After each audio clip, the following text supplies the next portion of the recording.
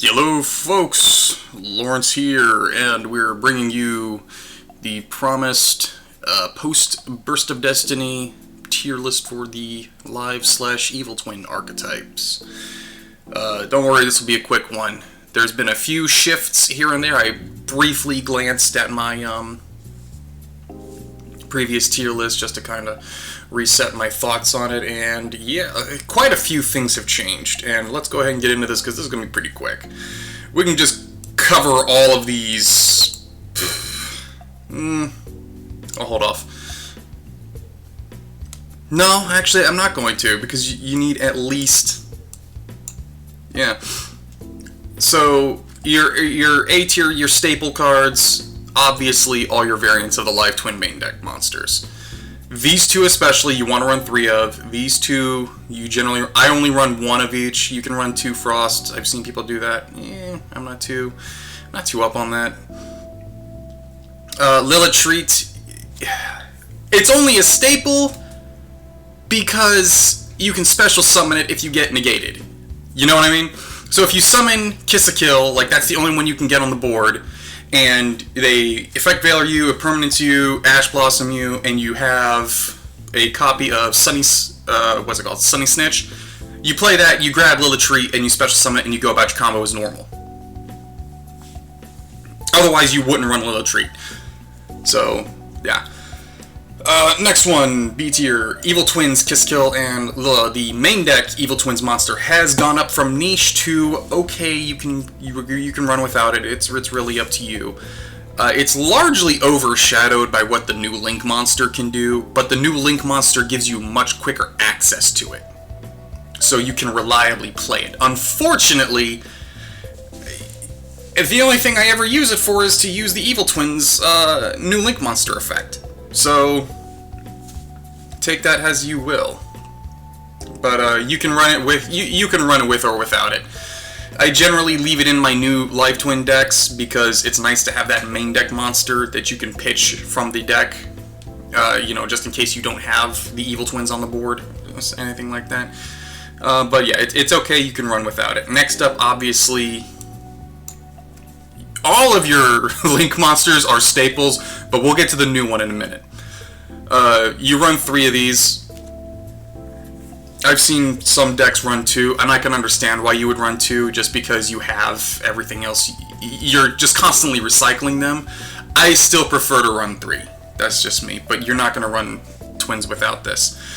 Here we go! The brand spanking new Evil Twins monster.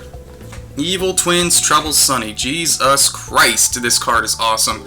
I'm not going to call it broken, because it has that once per turn limitation. It is definitely a staple. Evil Twins Trouble Sunny has made this deck viable at least at the bottom of the meta tiers. So this is at least a tier 2. I would consider it a tier 1 deck, just me. Evil Twins Trouble Sunny. So you attack with it, you activate its quick effect to bring the other 2 Evil Twins from the graveyard back. You get your destruction, you get your draw, and then you attack again. Or on your opponent's, and so that would be what, 5,500 damage right there in 1 turn, and that puts you in win next turn range. Also, what it can do is if it's in the graveyard, you can banish it and then send an Evil Twin from the hand, deck, or field to the graveyard, and you non-targeting, non-destruction removal, Dingirsu, send a target to the graveyard. You can get around Dragoon this way, you can get around other stuff that way. Are we even really worried about Dragoon anymore, though? I don't know, I took 2 months off of the game, so... However... like I said, it's not broken, though, because of its once per turn limitations. But yeah, it's a staple card. You're never going to run twins anymore without it. We can pretty much just knock out all the traps. Boo Boo Game, you're never going to use it. GG Easy, you're never going to use it. The other 2 traps, we'll call them niche. You can still make some kind of creative plays with them. So,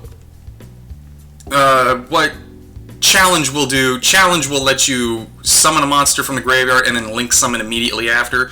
So you can potentially get Evil Twins Treble Sunny on the board, and then go into your combo, and then go into your disruptions from there. And then Present can do much the same thing, where you give them one of your twin cards. Doesn't matter if it's a main deck or extra deck twin. You give them one of the twin cards, and then you start doing the Evil Twin shenanigans. I don't consider them that great anymore, largely because Evil Twins Treble Sunny just completely negates them. Oh, maybe negates the wrong word. It completely overshadows them. So if you're going to be doing this deck, you're probably running a more trap-centric deck in general, and it's for very specific ideas, and I don't think it's the top-tier ways to play the deck. Sunny Snitch, the Rhoda of the deck. It is a staple. You're noticing a lot of these cards are staples. It's Rhoda for the deck. It has a burn and a Regan effect. Am I using the right term for card games? Regan. So your opponent will burn for 200 every time they summon a monster, and you control an Evil Twin, and you will gain 200 for the same reason. Against stuff like Salamangrates, against some other Salamangrate's the example that comes to mind. But yeah, against some decks, they'll completely just burn their entire life points away and put them within Oko range after that. So it's pretty good. I don't consider it broken because you can only do it once per turn. Not the burn. The burn can keep happening as many times as they summon, but the search you only get once per turn. Life Twins channel, don't use it. No point to it anymore, thanks to Treble Sunny. The don't uses and the niches are all a result of this card right here, by the way. Life Twin Home. I know I talk a lot of smack about this card, but I'm going to put it in staples. At this point in the game, at this point with what's been released in the TCG, you now have adequate extra deck Evil Twin support. Treble Sunny launched Home from B tier to A tier as far as I'm concerned. I no longer detest this card, because you know what? All I'm summoning are Evil Twins from the extra deck. So it doesn't even matter, especially if it's turn 1. Your turn 1 board is likely going to end on Evil Twins Treble Sunny and like 2 or 3 hand traps. So you can run Home all day. I run 3 of them now. And then, of course, Secret Password. That's also a staple because it gets you to your Rhoda. And like I said, this was a very quick, very easy tier list. I mean, you're basically all your Life Twin, Evil Twin cards are staples now, except the traps and channel. And there's not many of them. And I'm hoping we do get more. But honestly, if this is all we get for the Twins, I'm satisfied. You know what I mean? But that's all I got for you today. Y'all go out there and treat each other like you have some sense.